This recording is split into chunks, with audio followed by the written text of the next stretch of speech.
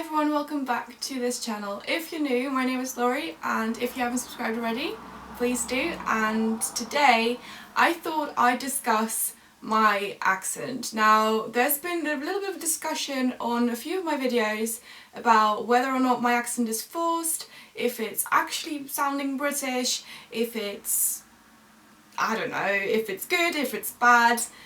But there's been quite a few comments asking me how I got this accent, why I have this accent, and if I have any tips for any people who want a similar accent to mine. Just for ease, I've called this British accent because that's how I've learned it, but by no means am I trying to say that I am sounding particularly British or whatever. I'm just here helping you guys, trying to understand why I have this accent, and if you want a similar accent to mine, how you could get it. So if you're excited to find out why I have this accent and how you can get it too, give this video a thumbs up, and without further ado, let's get into the video. First of all, a bit of background knowledge. I am from the Netherlands. I'm from the south of the Netherlands, which I think is quite an important thing to note as well, but more on that later. I started learning English when I was about 10 years old, I think, which is almost 13 years ago. Whew, time is going quick. I started learning English when I was 10, but it wasn't very intense, and then when I got into secondary school, my first year of English was so hard and I was so bad at English, and yeah, I wasn't good at English at all. And this surprises lots of people usually, and when I used to be teaching, I would always say to the pupils, look, I started from the bottom and I wasn't good at all, I didn't get it, but you can do it too. If I can do it, you can do it too. In that summer after my first year of school, it was 2008, I discovered the world of YouTube. At that moment, most videos were from American people. There wasn't any subtitle options, so the only thing you could do is just watch them and try and understand. I don't know what video I watched first, but I definitely remember that in the beginning, when I first started watching YouTube, I watched Julie G, I think she was called. I'm not sure if she still makes videos actually, but it was like this nail art channel, and I was really into nail art and I loved watching those videos and recreating all the nail art she created. So that's how I got into YouTube, and then I discovered Tanya Burr, Pixie Woos, and who else did I watch? There's so many people I watched, but I can't really remember anymore. But that's how I first learned English, because after that summer I was actually quite good at English because I understood the grammar a bit better. I had improved on my vocabulary just because I watched those videos. So if you're just a beginner, definitely start by watching videos and watching movies and films, because it will definitely help you. After 5 years of secondary school, my English was quite good. I think my English was my best subject and I didn't actually have to do that much for it. Speaking wise, it was alright. It wasn't like I'm sounding now, but someone who's just finished secondary school is definitely very good. And when I had to choose my degree, I think I've talked about this a couple of times, but I had a very hard time choosing, and because English was my best subject, I chose to become an English teacher. And when I went into my bachelor's degree, very early on I had to choose whether I wanted to do a RP accent, which is the kind of BBC English accent, not per se anymore, but it used to be. It's like TV English accent, or the general American accent. Now, we got all our classes in British English. I had got all my classes in British English in secondary school as well, and I watched loads of British YouTubers as well. I don't want to offend anyone, but personally I do like the British English accent a little bit better. So for me the choice was very easy, because if I chose to do RP, I would get actual help from my lecturers as well. So I chose to do RP, and that's when I actually started learning how to do this accent. That's how my British accent came to be. I had to do it for my bachelor's degree, otherwise I wouldn't pass.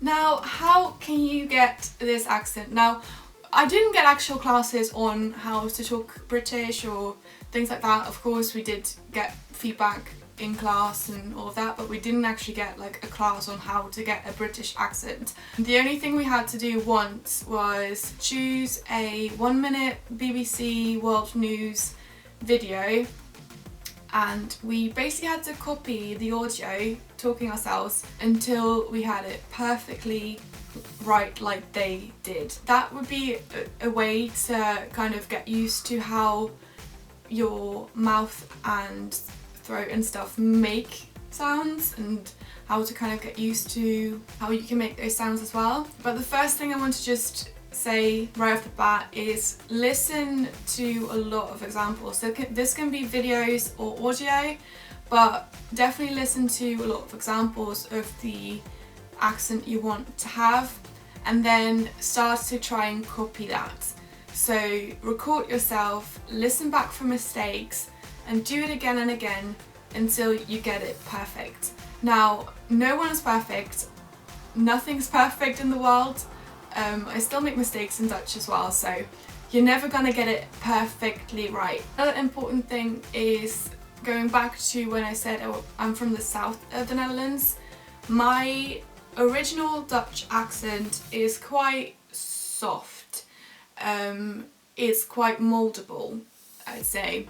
So for me it was quite easy to obtain the typical British sounds, just because my throat and my mouth were used to creating similar sounds already. When you grow up, your vocal cords and your mouth and your tongue and your throat will kind of be trained to do a certain accent or to speak a certain language, and after a while that becomes fossilized, so it's very hard to change or retrain your vocal cords or retrain the muscles in your face.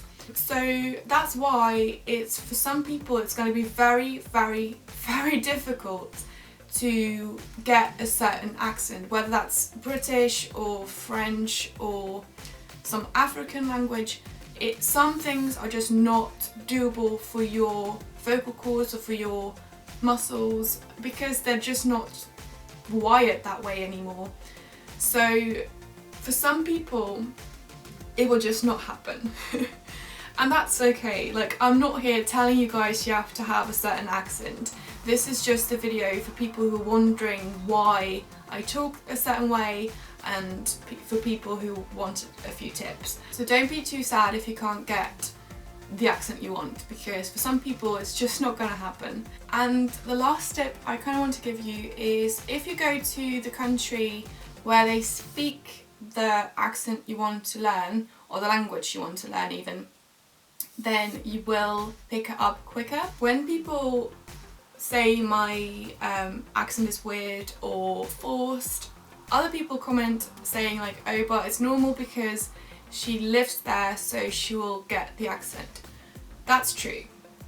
So if you go somewhere, you will get the accent and you will pick it up if you want to. Now, for me, it's a bit different because I live in Scotland, which is a very, very different accent to what I speak. I try very hard not to pick it up. I trained myself to have this accent and it's now normal to me. Before I got to Scotland, so I didn't really take on any Scottish sounds, really. I don't think. Correct me if I'm wrong, but I don't think so. I don't think I have. So I really hope this video was a bit useful. I'm not sure if it actually is, but I thought it would be nice to clear a few things up and just explain why I have this accent and give my own tips, like how I got this accent. And yeah, if you like this video, give it a thumbs up, and I hope to see you soon. Bye guys.